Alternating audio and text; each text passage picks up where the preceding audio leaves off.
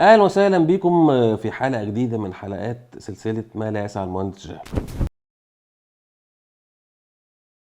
احنا اتفقنا في السلسله دي اللي احنا هنتكلم عن شويه تيرمز. النهارده انا جايب له كده تيرم ظريف بنسمعه على طول، كلمه ستاتيك ستريس وكلمه دايناميك ستريس. الترمين دول دايما بنسمعهم، لكن ايه القصه بتاعتهم؟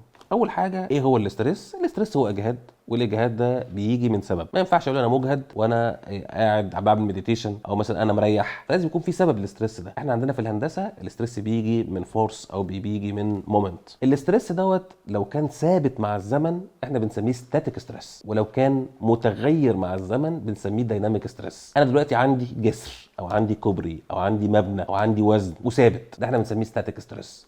انا لو انا وقفت على المكتب، انا كده واقف وساكن، انا اسمي ستاتيك ستريس او بعمل ستاتيك ستريس. لو انا بقى غيرت هذه الفورس مع الزمن، يعني في سيارات بتمر على هذا الكوبري او في مركبات بتمر على هذا الجسر، فاحنا كده بنخش في حته الدايناميك ستريس. ايه الفرق بين الاستاتيك والدايناميك؟ الاستاتيك التعامل معاه بيكون سهل وبسيط، لانك وانس انك انت اقل من الاسترنس بتاع الماده مش هيحصل كسر. طول ما انت اقل من الاسترنس مش هيحصل كسر، لانك انت عندك في ستريسز وعندك في مقاومه من الماده اللي احنا بنسميها الاسترنث. فوانس الاستاتيك ستريس اقل من الاسترنث، فده معناه ان مش هيحصل مشكله. الفكره بقى ان بنفس هذه القيمه بتاعه الاستاتيك ستريس لو انت عملتها دايناميك او غيرتها مع الزمن، فده ممكن يعمل فيلير. يعني ايه؟ انا لو مسكت دلوقتي اي حاجه دلوقتي في ايدي، قلم او حاجه او مسطره، وتنيتها كده، ده احنا بنسميه ستاتيك ستريس وانا ساكن اهو، ده ستاتيك ستريس. لكن لا، مش هيحصل لها حاجه، مش تتكسر. لو كنت عملت كده 1 2 3 4 5 هتيجي في لحظه وتتكسر. ليه؟ لان كده انت حولت الستاتيك ستريس لديناميك ستريس. هي نفس المسطره وهي ايدي، بس الديناميك ستريس بيعمل فيلير وبيسبب حاجه بنسميها احنا الفتيك.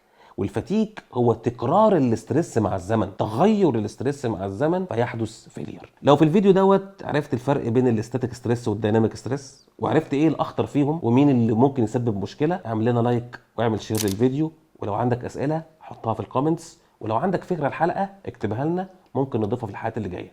شكرا جزيلا ليكم واشوفكم في حلقه جديده.